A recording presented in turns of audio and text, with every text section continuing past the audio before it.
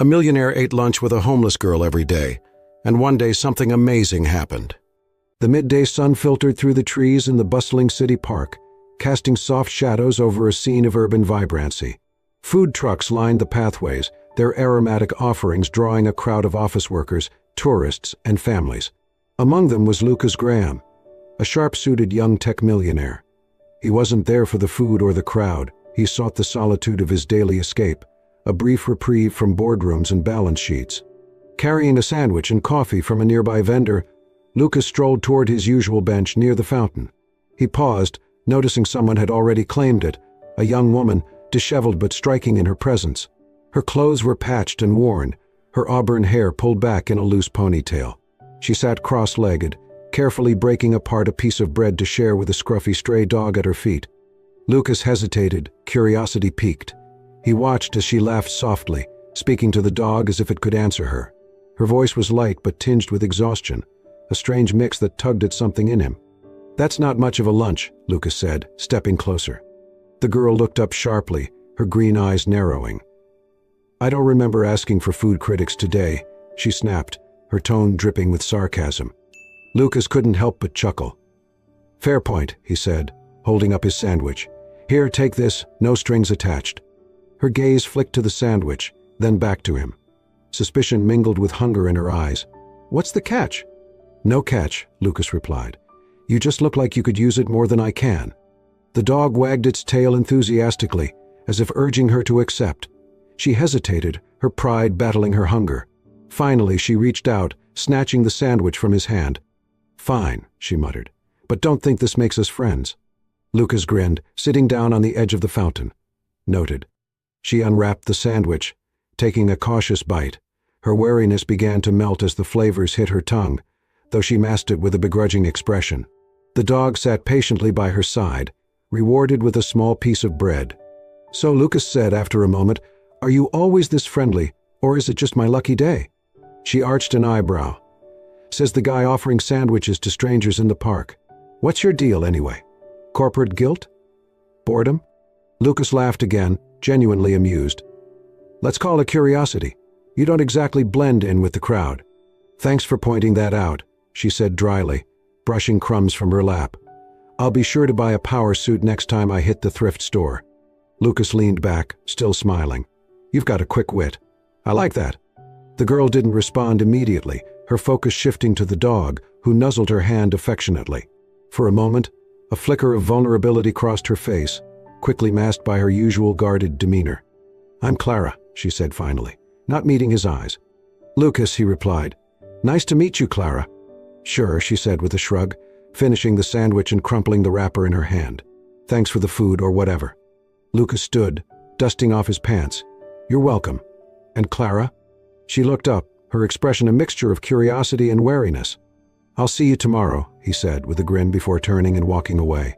Clara stared after him, her lips parting as if to call him back, but the words never came. Instead, she shook her head, muttering under her breath, "What a weirder." The dog barked, wagging its tail as if in agreement. Clara gave the animal a small smile, scratching behind its ears. Still, her thoughts lingered on Lucas, his easy demeanor, his sharp suit that hinted at a life far removed from hers, and the way he seemed genuinely interested in her despite her rough edges.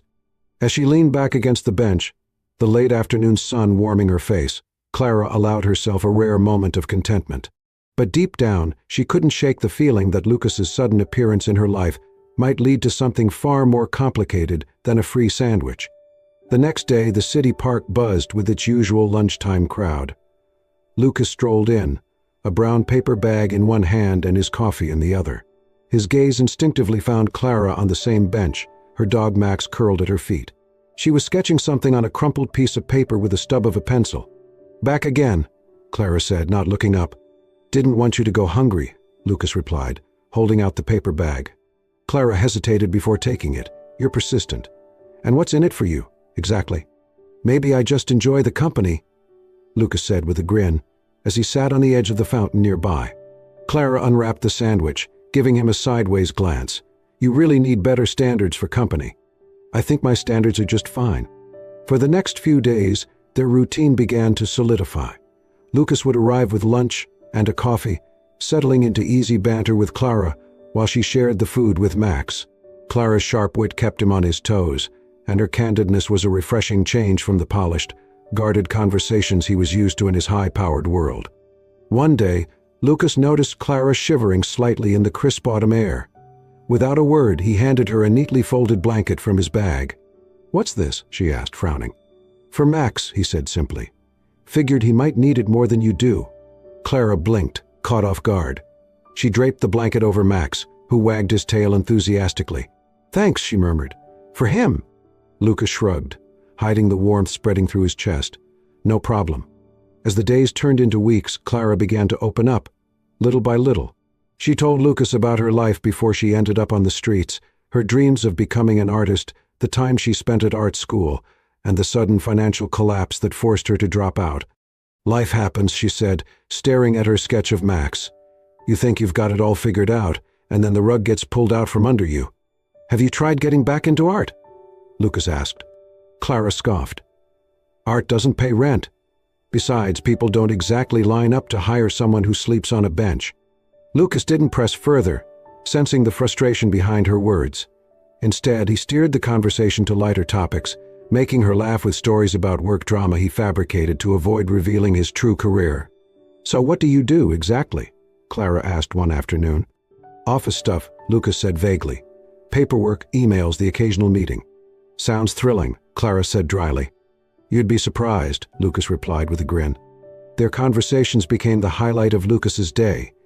He found himself looking forward to their lunches more than any business deal or social engagement. Clara's raw honesty and resilience intrigued him, and her humor brightened his otherwise structured, high-stakes life. But Lucas wasn't the only one who began to feel the pull of connection. Clara noticed the way Lucas genuinely listened to her, how he never made her feel pitied or judged. Despite her reservations, she started to look forward to seeing him every day. Still, Clara couldn't help but wonder about his motives. One day, as they sat together on the bench, Clara finished her sandwich and turned to him, her expression serious. "Why do you keep coming here?" she asked. Lucas raised an eyebrow. "What do you mean?" "You've got a job, a life. You're clearly not struggling like the rest of us, so why waste your time with me?" Lucas hesitated, caught off guard by the question. He could feel her eyes searching his face, waiting for an answer. "Maybe I like it here," he said finally. "Maybe I like talking to you." Clara frowned, but her gaze softened. She didn't press further, though the question lingered in her mind. As Lucas watched her pet Max unfold the blanket over her lap, he realized the truth. This wasn't just about curiosity or kindness anymore. Clara had become a part of his world in a way he hadn't expected, and he wasn't ready to let that go. The thought both thrilled and terrified him. Rain fell steadily, drumming against the rooftops of parked cars and splashing into the puddles forming on the cracked pavement. Lucas hurried through the downpour with 2 steaming cups of coffee in hand, his coat shielding the paper bag holding their usual lunch. Clara sat huddled under the thin awning of the park bench, her makeshift shelter doing little to keep her dry. Max, ever faithful, lay at her feet, damp but wagging his tail at the sight of Lucas approaching. "Rain or shine, huh?" Lucas said, offering her a cup. Clara accepted it with a raised eyebrow. "You're persistent, I'll give you that. Most people would have stayed home. Most people don't have a lunch date," Lucas quipped. She laughed softly, cupping her hands around the warm coffee. "Well, lucky for you I'm not picky company." Lucas glanced at the relentless rain. "We're not sitting here in this, though. My car's right there, less wet, more warm. Max can come too." Clara hesitated, her usual caution surfacing. "Your car." Lucas gestured to the sleek black sedan parked nearby. "Don't worry, no tricks. Just thought it'd be nicer than freezing out here." After a moment's pause, Clara nodded. "All right, but if you play elevator music, I'm out." Lucas chuckled, leading her and Max to the car. Once inside, Clara leaned back in the passenger seat, visibly relaxing as the warmth seeped in. Max jumped into the back, curling up contentedly. "You know," Clara began, cradling her coffee, "I used to love days like this. I'd sit by the window and sketch for hours. The sound of rain always made everything feel calmer." "You still sketch?" Lucas asked, his voice genuinely curious.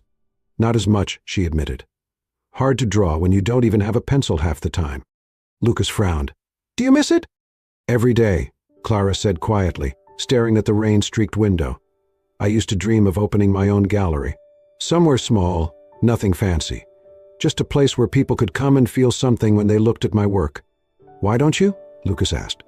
Clara laughed, a bittersweet sound. Lucas, I sleep on a bench.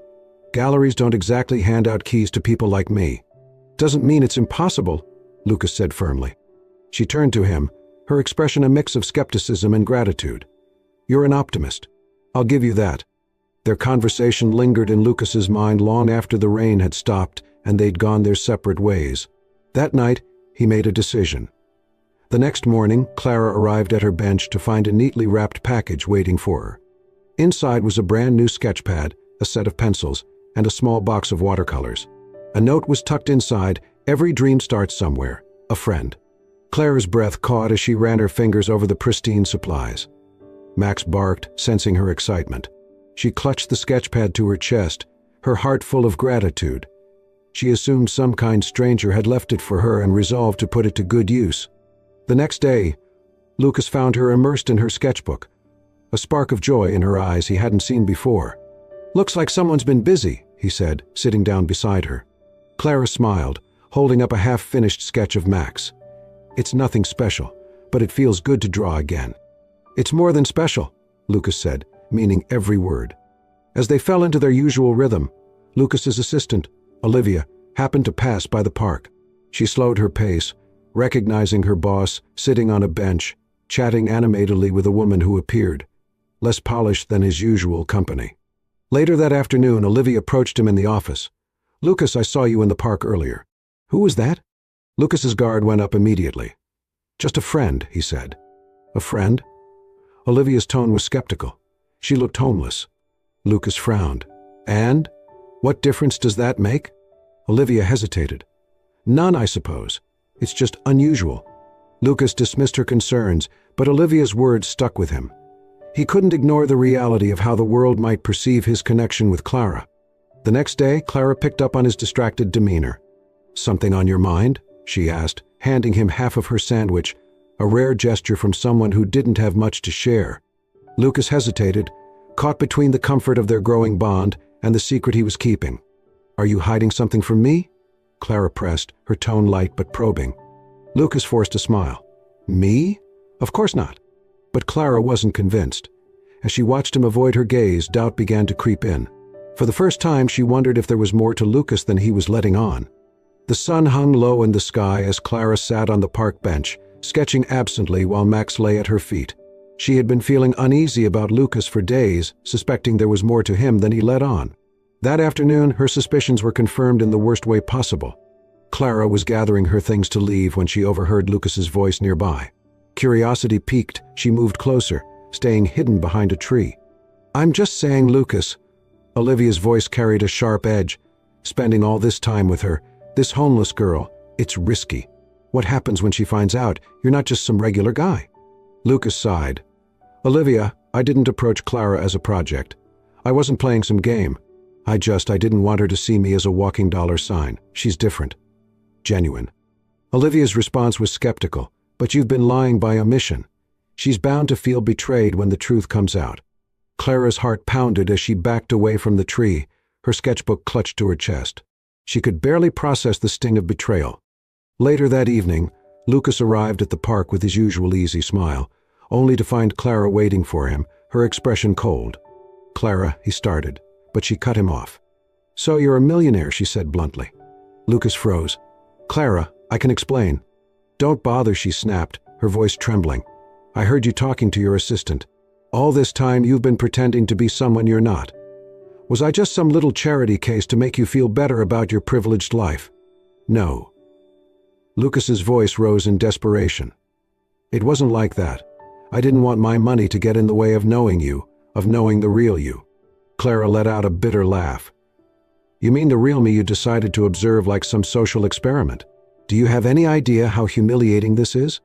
It was never about charity, Lucas insisted. I admired you, your strength, your resilience.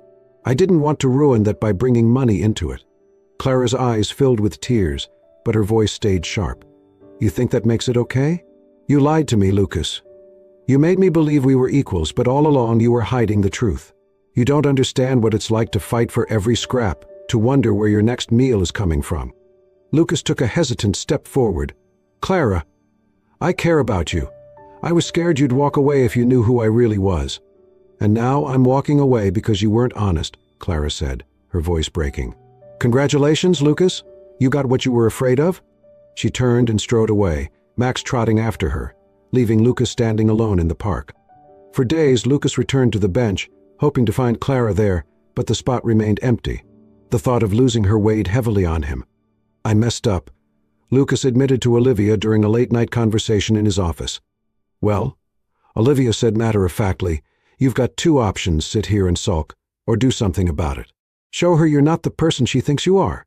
Lucas nodded, determination hardening in his expression. "I'll fix this, somehow." But as days turned into weeks without any sign of Clara, Lucas began to fear he'd lost her for good. The winter air was crisp as Clara trudged through the quiet streets, Max by her side. Life at the shelter was far from comfortable, but it was a step up from the cold park benches. She tried to focus on her art, sketching in the evenings to find some solace.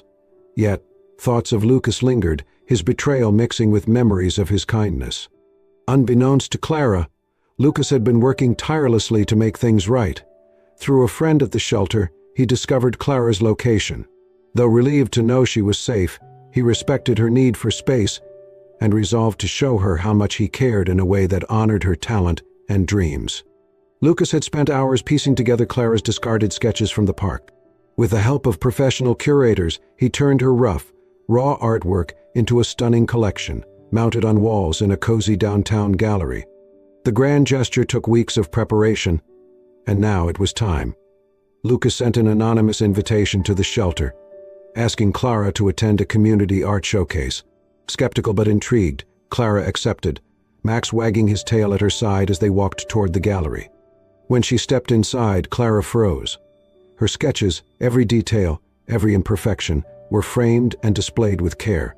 The raw emotions she had poured into her art were now glowing under soft lights. Around her, visitors admired the pieces, murmuring words like powerful and beautiful. Tears filled her eyes as she approached one of her favorite sketches, a portrait of Max she had tossed aside weeks ago. Below it, a plaque read, "By Clara, a visionary of resilience." "Do you like it?" Lucas's voice came from behind her. Clara turned slowly, her expression a mixture of disbelief and guarded hope. "What is this, Lucas?" "It's you," Lucas said, stepping closer. "Your talent. Your story. I wanted people to see the incredible artist I've gotten to know." Clara's voice wavered. "You did all this? For me?" Lucas nodded. "I know I hurt you. I lied when I should have trusted you to see the real me. But everything I feel for you, it's real. I wanted to give you something that shows I believe in you, even if you can't forgive me." Clara looked around the gallery, her emotions swirling. "I don't need grand gestures, Lucas. I never did. I just needed honesty." "I know," Lucas said softly. "And I'm sorry I failed you. But I want to spend every day proving I can be better. I believe in your art, Clara. I believe in you." Clara's walls began to crumble as she saw the sincerity in his eyes, but her voice remained steady. "Trust isn't something you can fix with a gallery or $1 million apology. It takes time. I'll give you all the time you need," Lucas promised. Max barked softly, as if encouraging Clara. She glanced at the dog, then back at Lucas. Her lips curved into a faint smile. "You really collected all these?" Clara asked, motioning to the walls. Lucas nodded, his heart swelling with relief at her softening tone. "Every one. I couldn't let them go to waste. They're too incredible." Clara shook her head, a tear slipping down her cheek. "You're unbelievable. Just persistent," Lucas said with a small laugh. "I'll keep proving myself, Clara, however long it takes." As the gallery buzzed with admiration for her work, Clara realized this was more than an apology. It was Lucas showing her that he truly saw her, not just the girl on the bench, but the artist, the dreamer, and the fighter. For the first time in months, Clara felt a glimmer of hope, not just in her art, but in the possibility of trusting Lucas again. The weeks that followed the gallery exhibition were a time of soul-searching for Clara. Lucas had given her space, as promised, but his words lingered in her mind. She thought about his sincerity, his regret, and the incredible effort he had made to lift her up without expecting anything in return. One crisp morning, Clara decided to take a leap of faith. She called Lucas, her heart pounding as she waited for him to answer. "Clara?" His voice was cautious but hopeful. "Hi, Lucas," she said, exhaling. "I've been thinking about everything. If you're still willing, I'd like to start over as friends." "I'd like nothing more," Lucas said softly, a smile audible in his voice. From that moment, Lucas and Clara rebuilt their bond, layer by layer. Lucas helped Clara turn the temporary art gallery into a permanent space, complete with a studio where she could create freely. He respected her independence, letting her take the lead while providing support when she needed it. Clara began to see Lucas's wealth not as a source of intimidation but as a means to create positive change. She watched as he funded community programs, offered job opportunities to those in need, and supported local artists, all inspired by her story. Meanwhile, Clara found her confidence growing. Her artwork gained recognition, and her gallery became a beloved space for people of all walks of life. The once homeless girl now stood as a symbol of resilience and hope. Months later, on the evening of the gallery's grand opening, Clara stood in the middle of a packed room, surrounded by friends, supporters, and admirers of her work. Max sat faithfully by her side, his tail wagging as Lucas stepped onto the small stage set up at the center of the gallery. Lucas took the microphone, his gaze fixed on Clara. "Ladies and gentlemen, thank you for being here to celebrate this incredible woman and her amazing talent. But tonight isn't just about art. It's about the person behind it." Clara felt her cheeks flush as Lucas continued. "Clara, you taught me something I didn't know I was missing. You showed me that life isn't about what you have, it's about who you share it with. You gave me hope, joy, and love, and I can't imagine my life without you." He stepped off the stage, pulling a small box from his pocket. As he knelt before her, the room fell silent. "Clara," Lucas said, his voice steady but filled with emotion, "will you marry me?" Clara blinked back tears, her heart racing. "Only if you promise to keep buying me lunch," she teased, a wide smile breaking through her tears. The room erupted in laughter and applause as Clara pulled Lucas to his feet and embraced him. "Yes," she whispered, her voice trembling.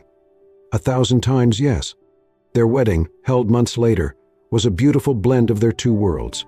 Clara's friends from the shelter and her new gallery community mingled with Lucas's corporate allies and high society connections, all celebrating the union of two extraordinary individuals. Max trotted down the aisle as the honorary ring bearer, earning a round of cheers and laughter. As the evening wore on, Clara and Lucas shared their first dance under a canopy of twinkling lights. Clara rested her head against Lucas's chest, her voice soft as she said, "You didn't just change my life, Lucas. You showed me how to believe in myself again." Lucas held her close, his voice filled with love. "And you reminded me what it means to truly live." As the music played and their loved ones surrounded them, Clara and Lucas knew they had found something money could never buy, a partnership built on trust, resilience, and unwavering love. Thank you for joining us on this heartwarming journey of love, resilience, and second chances. Clara and Lucas's story reminds us that true wealth lies not in material possessions but in the kindness, trust, and love we share with others. If this story touched your heart, don't forget to like, comment, and share it with someone who might need a little inspiration today. And for more stories that stir your soul and remind you of the beauty in life's unexpected moments, hit the subscribe button and join our community here on Soul-Stirring Stories. We can't wait to share more incredible tales with you. Until next time, take care and keep believing in the magic of love and kindness.